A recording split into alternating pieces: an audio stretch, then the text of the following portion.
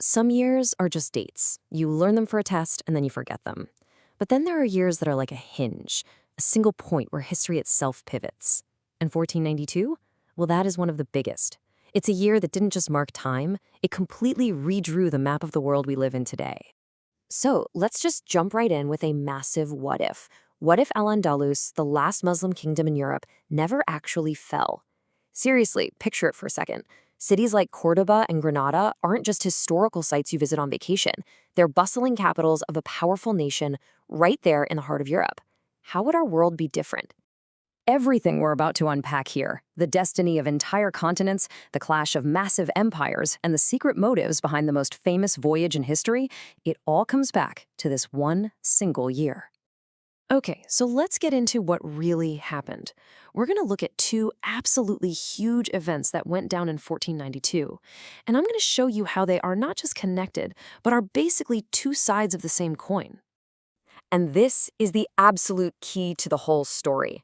The fall of Granada, the final bastion of almost 800 years of Muslim rule in the Iberian Peninsula, and Christopher Columbus setting sail for the Americas? That was not a coincidence. It was pure cause and effect.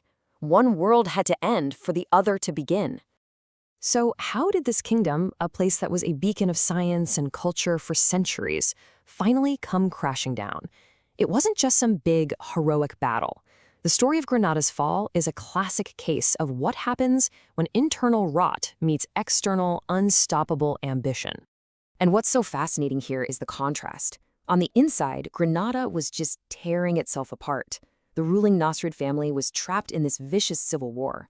You had princes and kings literally fighting each other for power over a kingdom that was shrinking by the day. Meanwhile, on the outside, their rivals were doing the exact opposite.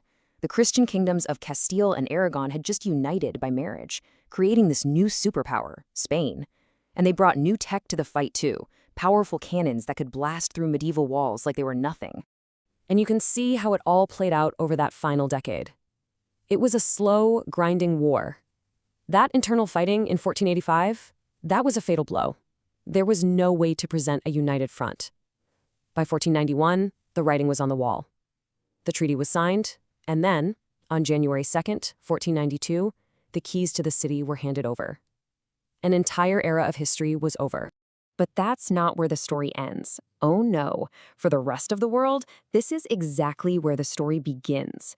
The fall of Granada wasn't just an ending. It was the launchpad for Columbus's entire mission.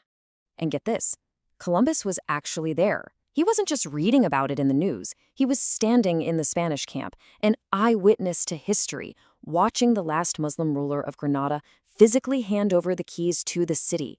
He saw it all go down. And he tells us the connection himself. It's right there in his own words. In the very first sentence of his journal for the voyage, he draws a straight line. He writes to King Ferdinand and Queen Isabella, basically saying, hey, remember how after you finished your war on the Muslims, you finally had time for my little project? But here is the real shocker. His goal wasn't just about finding a new trade route. Columbus wrote down his ultimate plan. He wanted to find so much gold in the Indies that Spain could pay for a massive, brand new crusade to go and conquer Jerusalem. He saw his voyage as the next phase of the Holy War. This is what historians call the crusading spirit. For people like Columbus, winning in Granada didn't end the fight, it supercharged it. They believed they could finally take the conflict global. They could find new allies, get around the big Muslim empires in the East, and basically continue this centuries-long war on a whole new worldwide stage. So the official story draws a very clear line from the fall of Granada right to Columbus's ships. But what if that wasn't the only line being drawn across the Atlantic? What if the whole story of discovery is missing a massive, massive piece of the puzzle? Because, you see, there's this fascinating and controversial collection of evidence and historical claims that suggests Columbus wasn't exactly sailing into the great unknown. In fact, he might have been following maps and whispers of much earlier voyages, made by Muslims from Al-Andalus. Okay, and this is where the story gets really interesting.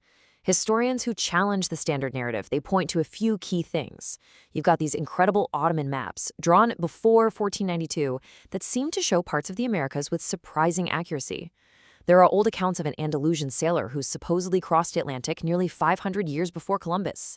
And maybe the most compelling clue: why on earth did Columbus hire an Arabic-speaking translator for a trip to what he thought was India? It suggests he might have expected to find people who spoke Arabic when he got there. Now look, all of this is heavily debated, of course, but it really makes you think, doesn't it? So whether those earlier voyages happened or not, the year 1492 stands as this colossal turning point. The world of Al-Andalus, this incredible center of learning and culture, was snuffed out, and in its place, a totally new and much more brutal age was born. So here's the bottom line. The conquest of Granada became the playbook. The same military tactics, the same religious justifications, that same conquer and convert mindset that was perfected in Spain was basically packed up and shipped across the Atlantic. The end of one world became the blueprint for taking over another. And for the people who lost, it was just an unimaginable tragedy. The poet Al-Andalus, writing about the fall of Al-Andalus, really captured that feeling of total loss. He wrote, "For such a thing, the heart melts from sorrow." And that brings us right back to our big question. If Granada hadn't fallen, if they had sorted out that devastating civil war and a strong Al-Andalus had survived, what would have happened?